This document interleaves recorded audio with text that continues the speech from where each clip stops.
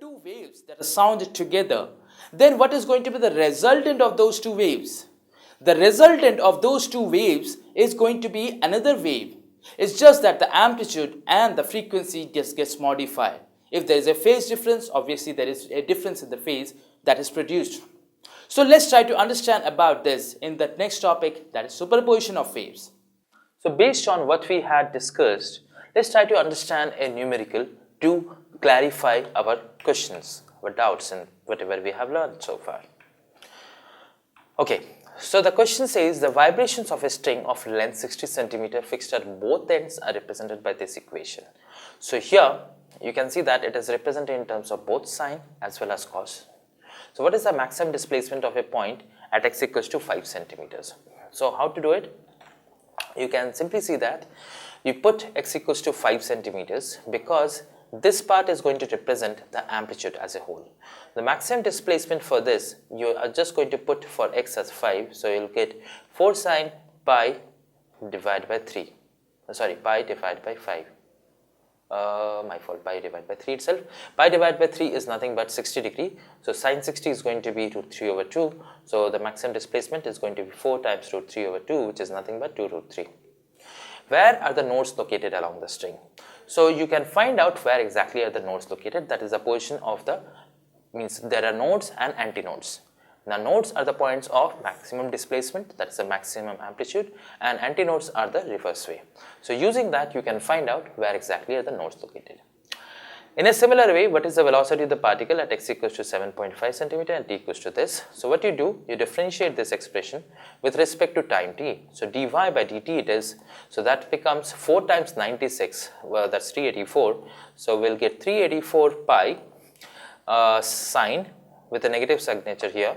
So sine pi x divided by 15 into this becomes sine 96 pi t.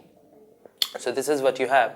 Now once you have this, you need to put x as 7.5 centimeters and the time t as equals to 0.25 seconds. Once you do that, that's going to give you the velocity. You need to take the magnitude because here you are going to get a negative signature. Negative signature means it's sloping in the downward direction. Write down the equation of the component waves whose superposition gives the above wave. So the way to do it is this. Because you have this particular expression. Now if you remember, if you would have studied about this, that there is something known as, let me change the color. So this represents sine A cos B, right? So if you would have studied, so you would have got something like sine of A plus B plus sine of A minus B is given by twice of sine A cos B, right? So using this, you'll get two expressions because now you can relate it to accordingly. So you have cos B, so B is this, sine A is this, means A is this.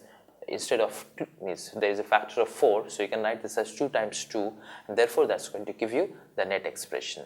Hopefully you understood till this point. Let's move on. So now we'll talk about the superposition of the waves, which we just tried to understand using the problem. So if you have multiple waves, how do you know that the resultant of those waves is also going to be a wave? That we decide from a very simple looking formula, that is the superposition principle. So according to the superposition principle, which is the basis of the wave theory of light, that if you have multiple waves, just add them up. So if you add them up, that gives you the net wavelength or the net wave. So any combination of the waves is always going to result into one new wave actually. Okay, so let's move on and try to understand more about this combination effectively. What does this combination actually stand for? Here we are talking about the wave of waves and oscillations, but you will be discussing about the wave optics separately as well in the next module. If you talk about the interference, what does interference stand for?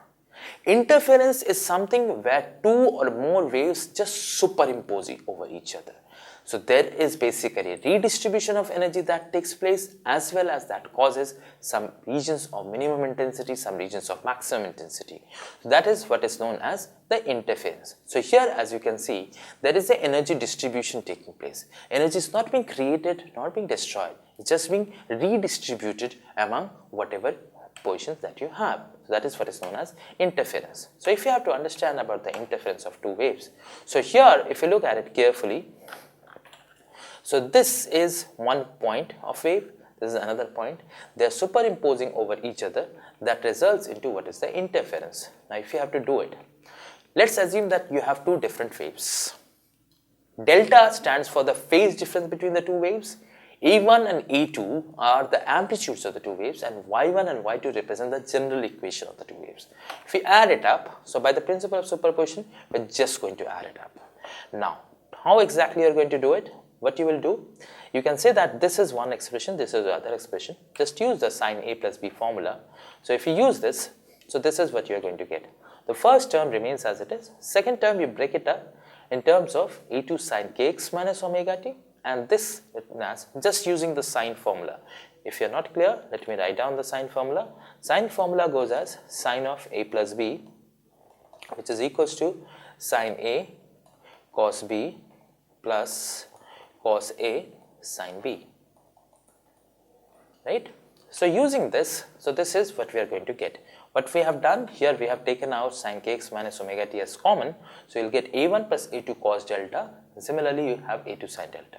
If you take A1 plus A2 cos delta as something else and A2 sine delta as something else, so this again becomes into the form of the resultant equation, right? So here what we have done, let me just tell you, A1 plus A2 cos delta has been taken as R cos phi, similarly A2 sine delta has been taken as R sine phi. So if you just square up and add the two, so that gives you R, so the expression of R comes out to be this. So if you want, I'll just show this to you. How? So if you just square it up, so you'll get A1 square plus A2 square cos square delta plus A2 square sine square delta plus twice A1 A2 cos delta. Now if you look into it, these two terms are going to become 1, means A square, A2 square. So you'll get A1 square plus A2 square plus twice A1 A2 cos delta. So this is what we have. Thus that gives us the net resultant expression.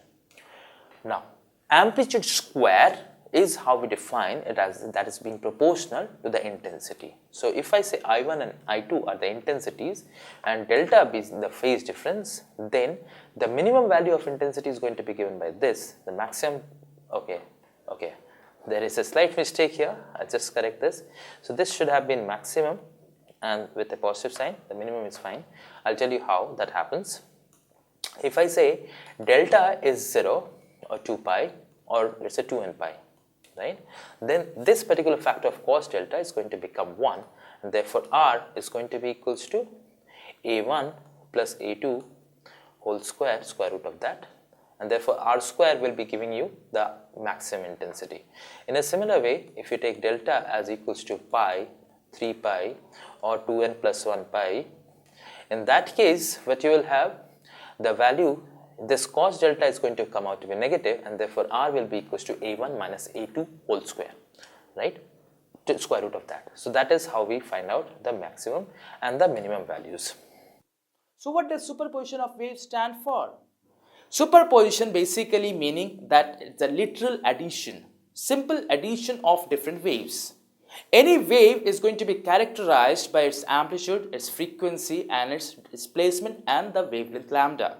So if you have different waves which are characterized by this, then you can simply add them out.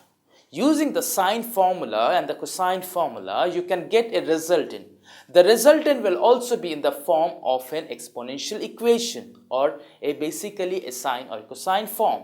So that exactly tells you that superposition of multiple waves also produces a wave. So this was all about the superposition of waves. Stay tuned for more.